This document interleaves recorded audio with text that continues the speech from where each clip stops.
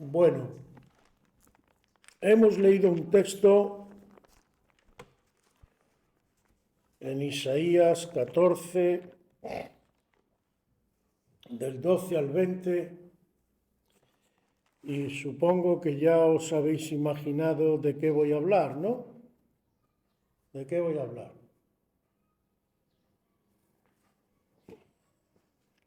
Qué caras que se os ha quedado. ¿De Satanás? Pues no, ¿para qué vamos a hablar de Satanás? Voy a hablar del Señor. Lo que pasa es que he escogido este texto porque es muy significativo, si habéis prestado atención. Sí, el texto habla de Satanás, dice, ¿cómo caíste del cielo, oh lucero, hijo de la mañana? Eh, pero no quiero hablar de él. Pero Dios hasta con Satanás nos puede hablar y enseñar muchas cosas. A Dios no se le escapa nada. Aleluya. Y cogí este texto, tenía varios en la mente, pero este texto tiene dos o tres cositas que ahora veremos, que para lo que hoy quiero decir nos viene muy bien. Si os acordáis, la última vez que traje yo la palabra, el último domingo, os hablé de lo importante que era la palabra de Dios, la ley del Señor. Pero si os acordáis, os decía que realmente lo que pasa, sobre todo en el mundo, claro está, pero a veces nos pasa en la iglesia, que como que no nos terminamos de creer todo. Y hay cosas que le damos más importancia en la palabra, otras pensamos que no tiene tanta importancia.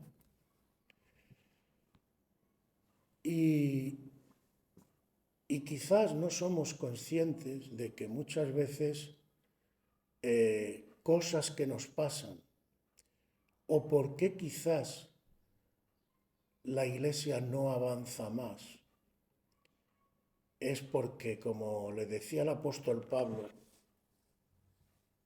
a los cristianos en su época, no tomamos todo el consejo de Dios.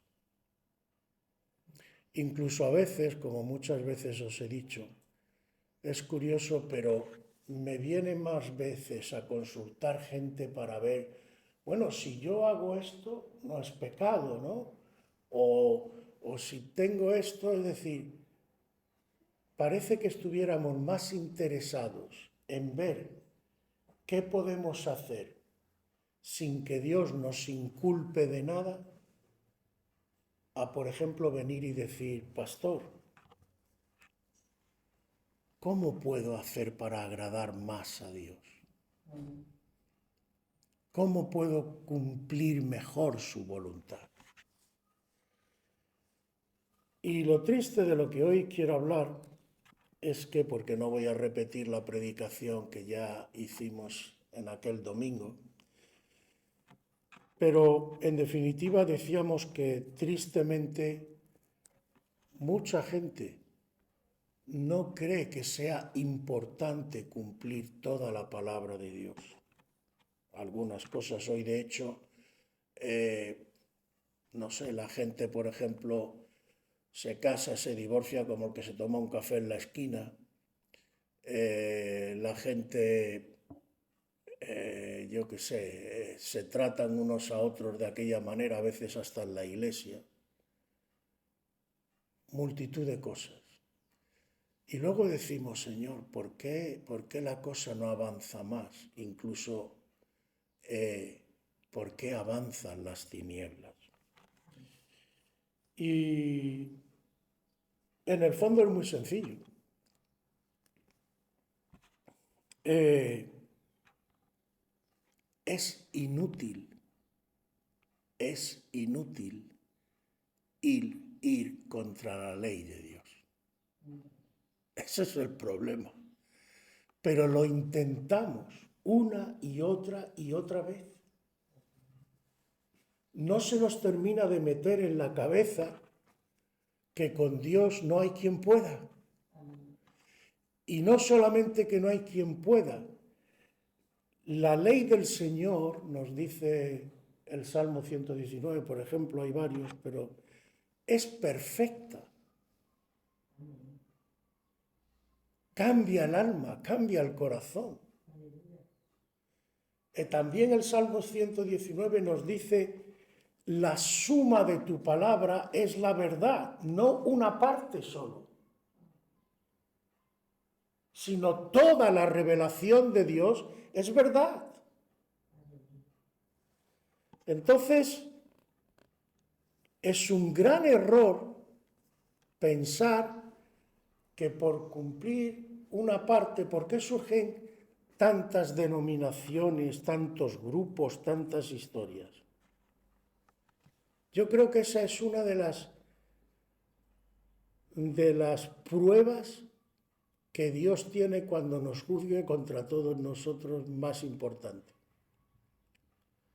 Porque ¿cuántas denominaciones hizo Jesús cuando fundó la Iglesia?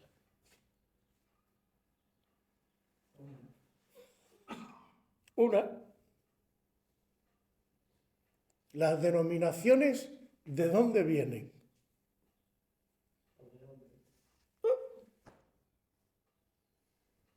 Son cosas nuestras. Uno hace énfasis en una cosa, otro hace énfasis en otra cosa. Pero, ¿qué le dice el apóstol Pablo a los corintios cuando les dice, cuando vosotros decís, yo soy de Cefas, yo soy de Apolos, yo soy de tal? ¿Sabéis lo que me estáis mostrando? No me estáis mostrando que seáis muy espirituales. Lo que me estáis mostrando es que sois carnales, que no habéis captado, no habéis entendido verdaderamente cuál es el mensaje que Dios nos quiere transmitir. Y les dice claramente, ¿ha muerto Cefas por vosotros? ¿O Apolos? ¿O yo mismo? ¿Quién es el que ha muerto por vosotros? Cristo. ¿Quién es vuestro Señor y Dios y Salvador? Cristo. Entonces no tiene ningún sentido hacer bandera de otra cosa que no sea Cristo. Y además, aunque se esté en lo correcto, no tiene sentido hacer bandera solo de una parte de la palabra del Señor.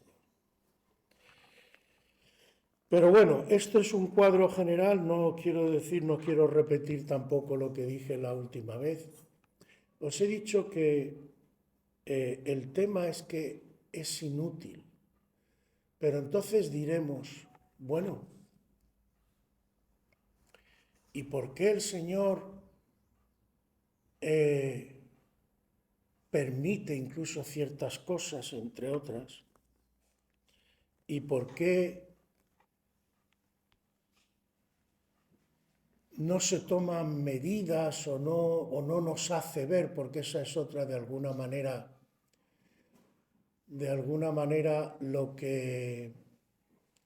lo importante que es el cumplir la palabra de Dios. Bueno, tendría que decir dos o tres cosas respecto a esto. Primero, el propio Señor dice, pero claro, hay que ir a la palabra y escucharle a Él, que la Escritura es inquebrantable.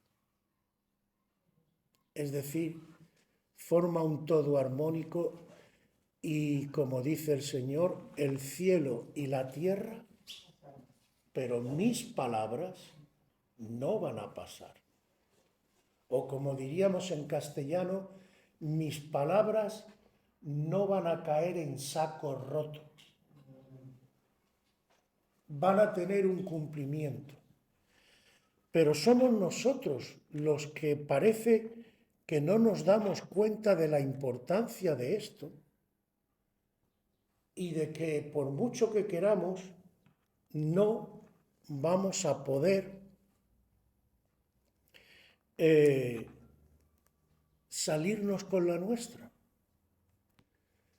Y lo más triste es que a veces incluso entre los propios cristianos, quizás sin darnos cuenta, pero entablamos una lucha con el propio Dios. Porque Dios nos quiere llevar por medio del poder de su Espíritu a una transformación en la que entremos en una plenitud de cumplimiento de su voluntad, o sea, de su palabra en nuestras vidas. Y nosotros somos los que en el fondo a veces no lo reconocemos o no lo decimos explícitamente de cara, pero subconscientemente, inconscientemente, estamos luchando contra Dios cuando, por ejemplo, decimos en nuestro interior, bueno, yo esto sí, pero esto no. Yo aquello sí, pero esto no es para mí. Vamos a ver, ¿le vamos a decir nosotros a Dios lo que tiene que hacer, lo que es válido de su palabra y lo que no lo es? ¿Se lo vamos a decir a Él? Pero no sé por qué, es nuestra naturaleza, yo me pongo el primero, yo no juzgo a nadie, cada uno que se mire a sí mismo. No sé por qué a veces nos resistimos y nos cuesta. Ay, Señor, sí, pero es que... Y en muchos casos yo conozco personas que incluso, ¿cómo decirlo para que se me entienda bien? Que incluso le han pedido, entre comillas, o por lo menos esperan del Señor, que bueno, esta cosa yo no la quiero, así que tú, Señor, me libra de todo esto. Bueno, te librará o no te librará. Porque Dios no te ha prometido, yo desafío que me digas un versículo donde diga que te va a librar de alguna cosa. El Señor lo que ha prometido es darte la victoria. Y cuidarte y estar contigo. Y darte las fuerzas necesarias para pasar lo que tenga que venir. Pero que yo sepa, en ningún sitio de la Escritura dice que cuando tú te conviertes, Él te mete en una urna de cristal, te pone allí un sillón para que te sientes bien y estés cómodo y ya nada te va a afectar. No, pero sí te promete lo contrario. Hay un caso muy significativo cuando Juan y su hermano Jacobo vienen al Señor y le piden con la madre, ay, cuando tú vengas, que uno de mis hijos se siente a tu derecha y que el otro se siente a tu izquierda. Y le dice el Señor, no tenéis ni idea de lo que me estáis pidiendo. En primer lugar, el que se vaya a sentar a mi derecha y a mi izquierda, ni siquiera a mí me corresponde. Eso le corresponde a mi Padre, que será el que designe los puestos. Primera cosa. Segundo, ¿podéis ser bautizados con el bautismo con que yo soy bautizado? Es decir, ¿estáis dispuestos a pasar por lo que yo voy a pasar?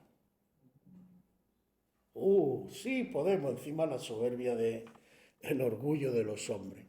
Ay, sí, podemos. Y el Señor le da una respuesta que ya los deja sentados para siempre. Pues mira, vais a pasar por cosas por las que yo voy a pasar. Vais a pasar el bautismo. Pero aún así, el sentaros a mi derecha y a mi izquierda no lo tenéis garantizado.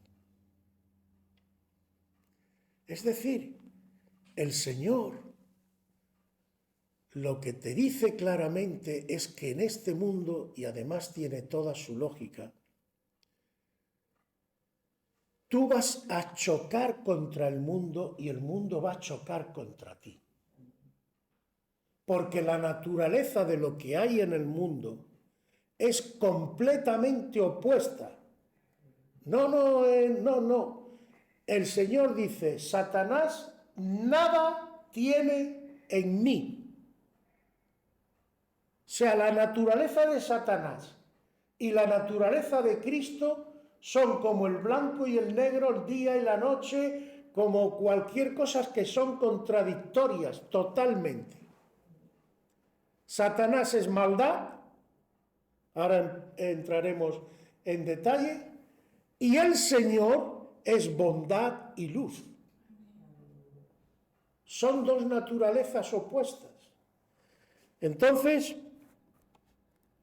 es inútil, vuelvo a recalcar, que es lo que más quiero hacer énfasis hoy, es inútil desafiar a Dios y es inútil sobre todo, y es lo que muchas veces sin darnos cuenta intentamos, y surgen muchas malas cosas y muchos problemas. Es inútil algo que en español entendemos muy bien, que se llama poner una vela a Dios y otra al diablo. Es decir, no puedes estar entre dos aguas. ¿Qué mensaje le dice el Señor a la iglesia de la Odisea? Porque eres tibio, porque no eres ni frío ni caliente, ¿qué es lo que te va a pasar? Te echaré fuera. Yo quiero gente, claro, algunos dicen, es que esto es muy radical, es que se puede ser religioso, pero claro, ya tan radical hay que ser un poquito, ojo con esto. Estamos de acuerdo que no hay que ser un becerro y no ser tan estricto que digamos machaques a las personas. Dios eso no lo hace, pero escúchame una cosa.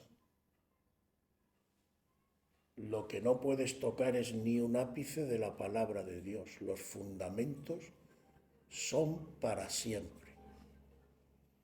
La doctrina de los apóstoles es permanente, venga la época que venga. Eso es lo que tenemos que entender claramente. Además tiene toda la lógica. A veces es que no usamos la lógica, cogemos un ejemplo del mundo. Esto tiene una columna aquí con una base debajo, que es lo que sostiene el edificio.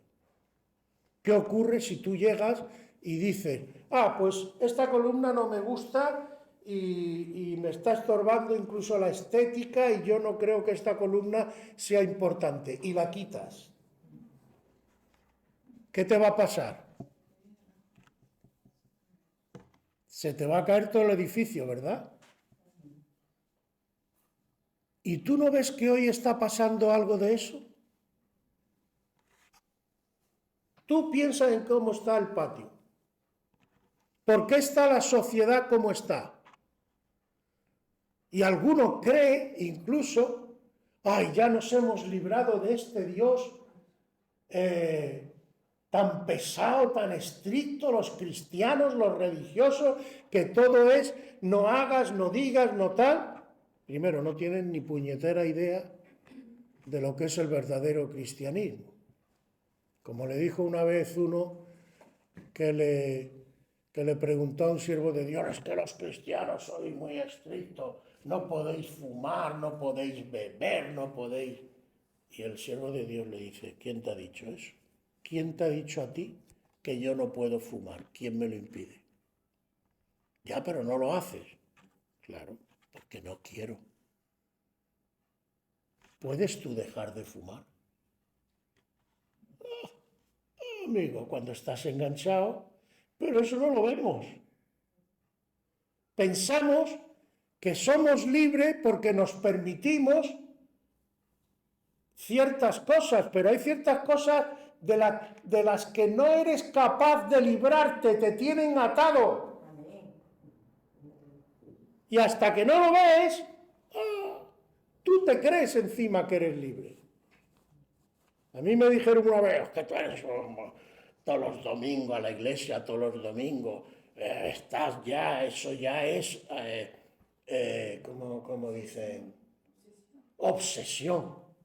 Digo, ¿tú has faltado últimamente algún fin de semana a la discoteca?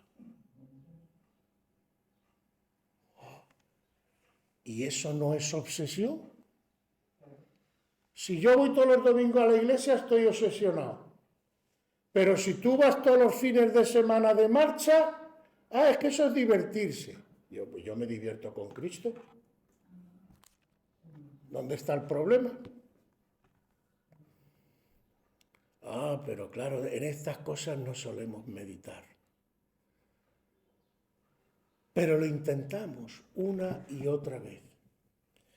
Y vamos a entrar ya un poco en el texto que hemos leído porque no quiero derivarme demasiado. Dice, primera cosa, dice, ¿cómo caíste del cielo, oh lucero, hijo de la mañana? Cortado fuiste por tierra, tú que debilitabas a las naciones. Quédate con esta frase. Tú que debilitabas a las naciones. Esto está escrito, el ministerio del profeta Isaías es aproximadamente del siglo XII antes de Jesucristo. En números redondos, sin marearnos, vamos a poner 1100 años antes de Cristo. Y desde Cristo para acá también llevamos 2023 años, ¿no? 2023 y 1100 son 3123 años, ¿no? ¿Ha llovido o no ha llovido? 3123 años que está escrito esto.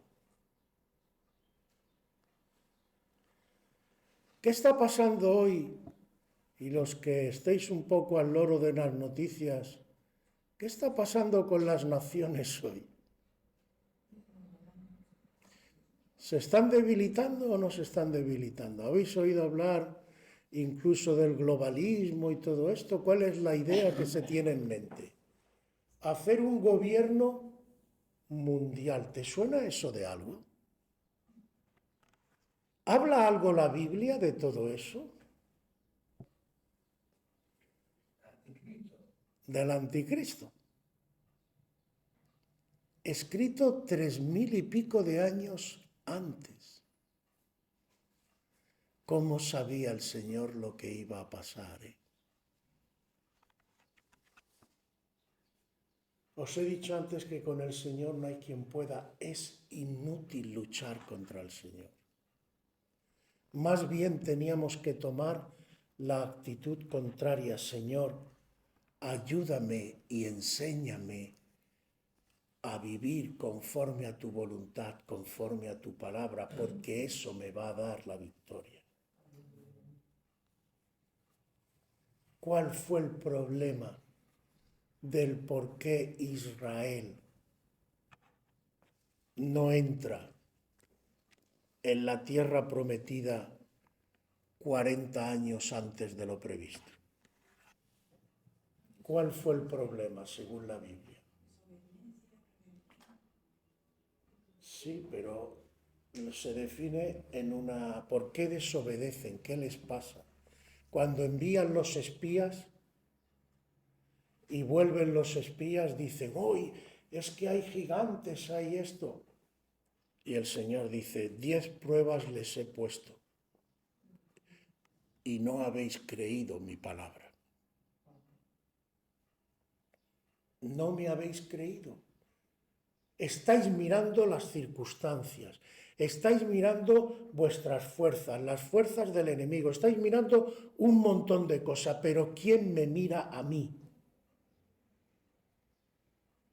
Y además, doble tristeza cuando han visto, y ahí te das cuenta de lo que somos humanamente, han visto un mar abrirse por la mitad, han visto cómo han pasado en seco, lo han visto sus ojos, y cómo se ha cerrado sobre los enemigos, y todavía se plantean, ¡ay, Señor! Pero somos así, hermanos. Desgraciadamente, somos así. Nos cuesta. Pero menos mal, hermano, que el Señor también cuenta con todo esto. Porque, como he dicho antes, con el Señor no hay quien pueda. El problema no está entonces en el Señor. Si nosotros tuviéramos claro el poder del Señor, la perfección de Dios, y que Dios al final es el que se va a salir con la suya, nuestra vida cambiaría mucho. Pero Dios cuenta con ello.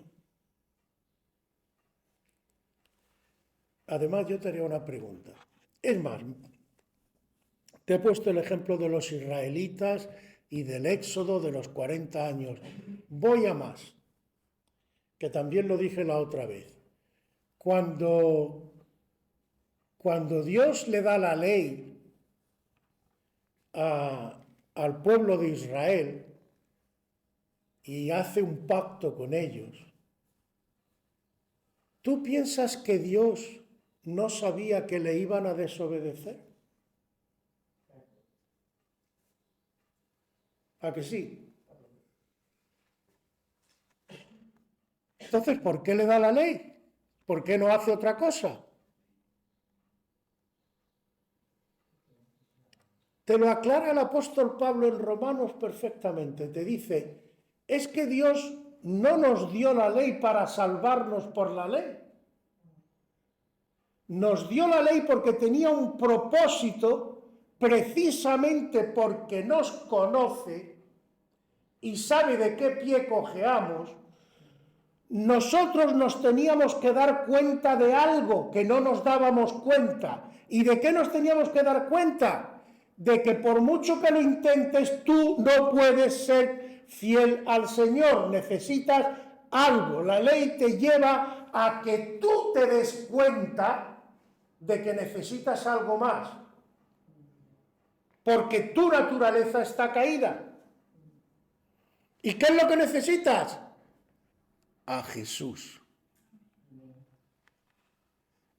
Entonces, ¿cuál era el propósito, digámoslo así, entre comillas, oculto de Dios? Porque nos conoce. Para que nos diéramos nosotros cuenta. Porque Él ya lo sabe. Él ya conoce nuestros defectos, conoce nuestras debilidades, pero nosotros a veces no somos conscientes de ellas. Y Dios tiene que permitir, con estrategias, y dejando a veces a Satanás, porque Satanás va a lo que va. ¿Por qué quiere debilitar a las naciones hoy en día? Que está al orden del día. Que solo de pensarlo 3000 y pico de años antes. Anda que el Señor no hila fino. Porque Él quiere que nadie le haga sombra. Y quiere ese gobierno mundial. Y colocar su pieza, el anticristo. ¿Cuál es realmente además el enemigo de Dios? Satanás, el adversario. ¿Cuántas veces lo ha intentado?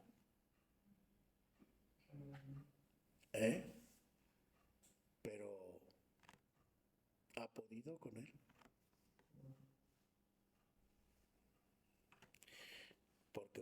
decir, con Dios no hay quien pueda, y Dios trabaja, Dios no es como nosotros. Dios trabaja a largo plazo. Dios sabe, como hoy se dice muchas veces, que lo habréis escuchado sobre todo en los temas políticos y todo eso, ¿veis? Hemos cambiado esto y no ha pasado nada. Hoy se pueden casar los hombres, se pueden casar mujer con mujer y veis, no pasa nada, la sociedad sigue adelante. Y claro, no pasa nada de momento. Pero bueno, tampoco pasaba nada cuando el divorcio express, por ejemplo, y se empezó a ver el divorcio como lo más normal del mundo y como digo, ya vamos, hoy ya algunos ya ni se casan, se juntan y hoy estoy contigo, mañana estoy con otra y pasado con otra y ningún problema. Pero claro, ¿qué pasa con los hijos que has tenido con esta y con la otra y con no sé cuánto? Y trae sus consecuencias. Pero el aborto, la gran liberación de la mujer, ya tenemos el aborto. Desde que se aprobó el aborto en el año 70 y tantos hasta ahora, ya van aproximadamente por unos 1.400 millones de personas que faltan en el planeta. Asesinadas, hermano. Asesinadas, porque es un asesinato en toda regla. Y así podríamos ir contando. Yo no sé cómo tú lo ves, pero si todo esto son realmente avances, ¿a ti no te parece que la sociedad tendría que estar mejor? Las personas más tranquilas, las familias más... ¿Tú ves así a la sociedad? ¿O ves un desquiciamiento general? ¿Qué es lo que ven tus ojos? No usamos ni la lógica, hermano, últimamente. Satanás nos tiene tan pillados, nos ha inoculado su veneno de confusión y de maldad que a veces ya ni nos damos cuenta. Nos dejamos llevar porque él, eso sí, es astuto. Pero Dios lo sabe, vuelvo a repetir, en cada paso. ¿Qué pasó? Porque además pensamos a lo mejor que esto es nuevo. No, no es nuevo. Es tan antiguo como la humanidad. ¿Qué le dice Dios a Adán y a Eva antes de que cogieran la fruta del árbol de la ciencia del bien y del mal? Si la coges y la comes, ¿qué te va a pasar? ¿Qué? ¿Morirás? ¿Se murieron en el momento?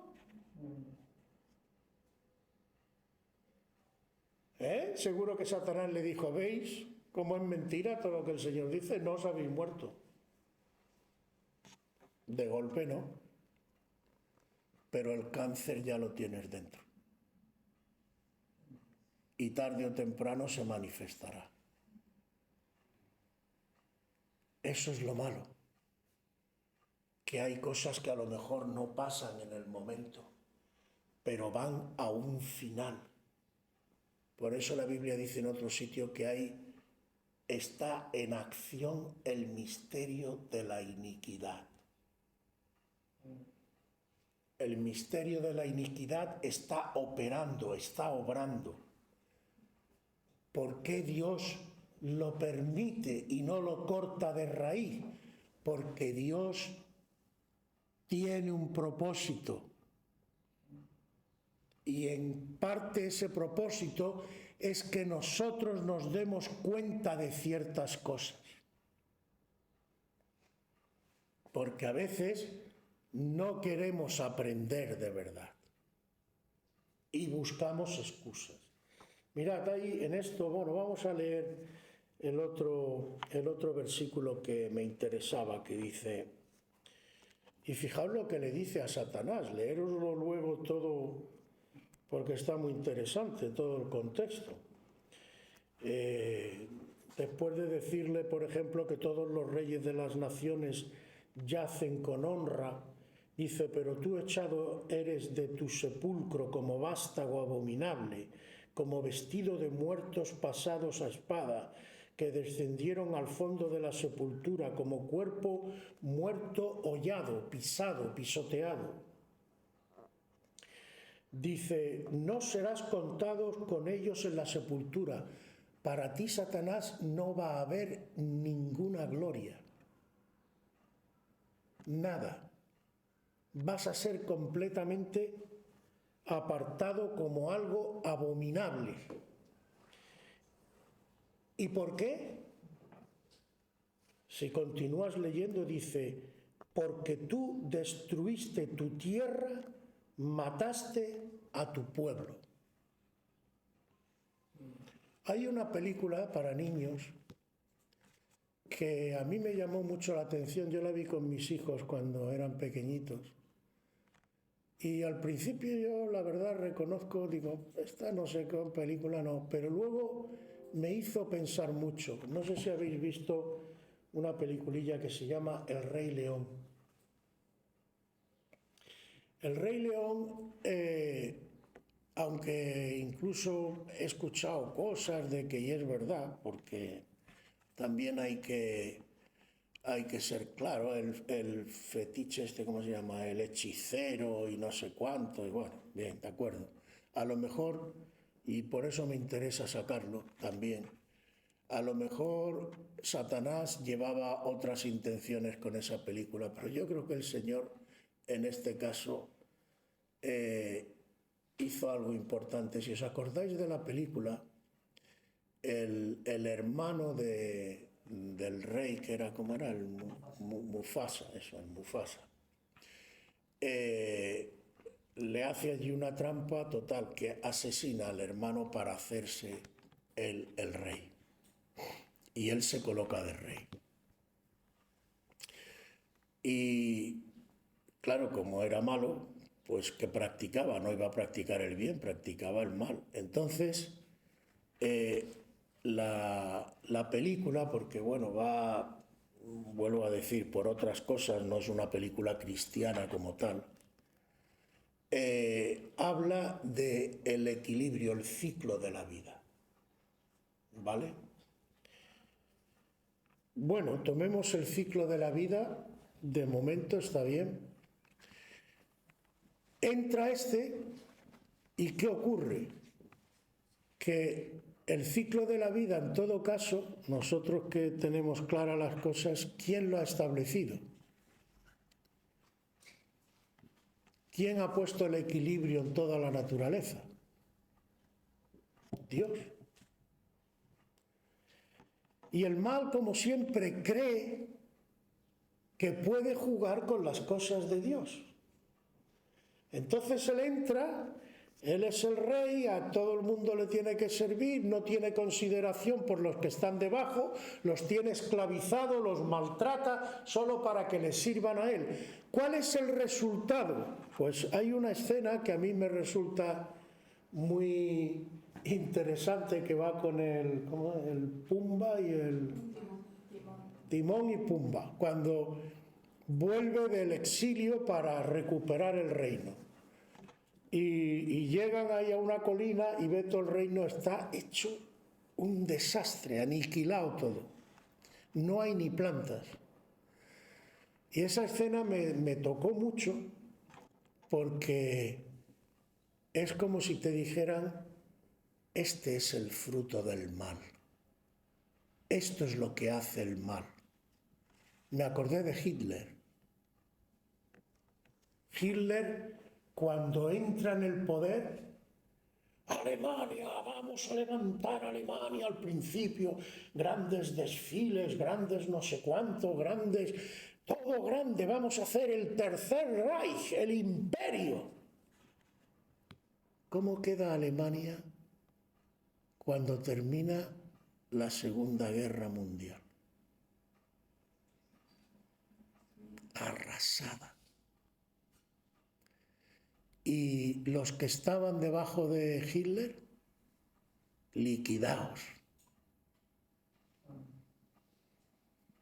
El mal solo destruye, hermano. El mal no edifica. Satanás nos dice aquí, cuando el Señor le deje rienda suelta y se lo permita, de momento hay un freno según la palabra, ¿qué es lo que va a hacer? Pues según este texto, y vuelvo a decir, todo lo que está escrito tiene cumplimiento, según este texto, tú destruiste tu tierra, mataste a tu pueblo. Lo va a destruir todo. Y los que están por debajo de él, los va a matar, porque él está nada más que mirándose a él, a él, a él. Y todo lo demás, él lo único que sabe hacer es usarlo para provecho propio, su orgullo, su soberbia, su creerse que él es especial.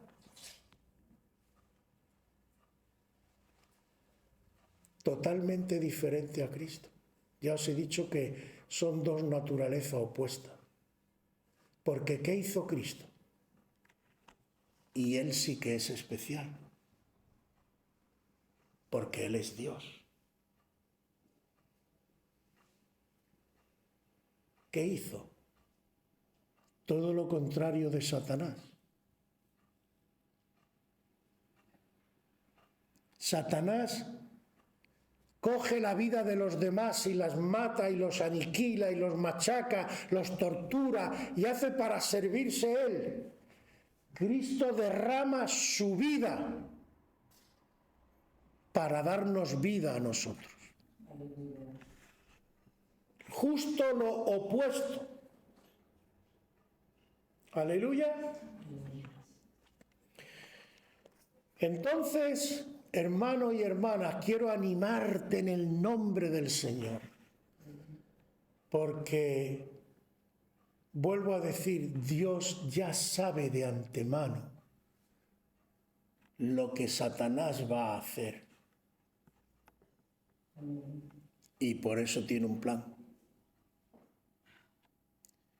Y a Dios no se le escapa nada. Pero Dios permite ciertas cosas para que nosotros aprendamos. Para que nosotros le demos a la palabra de Dios la importancia que le tenemos que dar, para que nosotros nos afiancemos en los propósitos de Dios, no menospreciemos nada de su palabra, porque lo que más nos conviene, hermanos, y este sería el resumen de todo, lo que más nos conviene no es poder eludir ciertas partes de la palabra, sino al contrario, lo que más nos conviene a nosotros es que se pueda cumplir toda la palabra de Dios en nuestras vidas. Eso nos da el poder, eso nos da la paz, eso nos da la plenitud y eso nos satisfará como personas. Así que nuestra oración tiene que cambiar. Y en lugar de decir, Señor, a ver cómo puedo hacer para no tener que pasar o que tal o que... No, Señor, que tu voluntad se pueda cumplir en mi vida y que yo aprenda y que yo entienda y que yo comprenda. Y más en los tiempos que vivimos. ¿Con qué vas a luchar tú contra Satanás? A lo mejor tú te crees Superman, pero me gustaría bajarte del burro hoy. Porque cuando venga el tsunami, ¿quién es el refugio contra el turbión?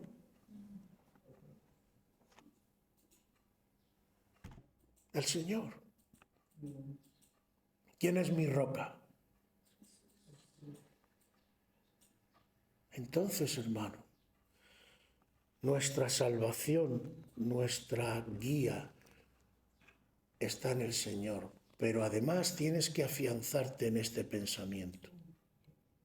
Pase lo que pase, venga lo que venga, estés en la situación que estés, solo o sola, o acompañado o acompañada, ¿en quién está tu descanso? Pídele a Dios que tu voluntad, que su voluntad, mejor dicho, sea hecha realidad en tu vida. Porque solo con Dios cuenta, pero también solo Dios basta. No necesitamos más. Venga lo que venga, ¿a qué me voy a refugiar? ¿En el dinero, por ejemplo? Pero si ya están hablando incluso de que va a haber un crack y de que quieren poner la moneda digital y no sé cuántas cosas para tenerte controlado, no es otra cosa, pero bueno, eso es otro tema, no vamos a entrar ahí. Si no sabes el día de mañana en qué situación te vas a ver, de quién vas a depender, ¿qué te van a ayudar? ¿Los hombres? En un momento de mucho apuro, el único al que puede acudir es el Señor. Es que no hay más, hermano. El único que te guarda es Dios. El único que te guía es Dios. Y te digo más, que por eso también es necesario que nos preparemos. Porque Dios, no solamente que a veces estamos demasiado, yo no digo que no, para mí es al primero que a veces me da repelús lo que pueda venir y digo, Señor, ten misericordia. Pero estamos demasiado también mirándonos a nosotros mismos. Dios ya ha prometido que va a estar con nosotros. Pero Dios quiere utilizarte para bendecir a otros.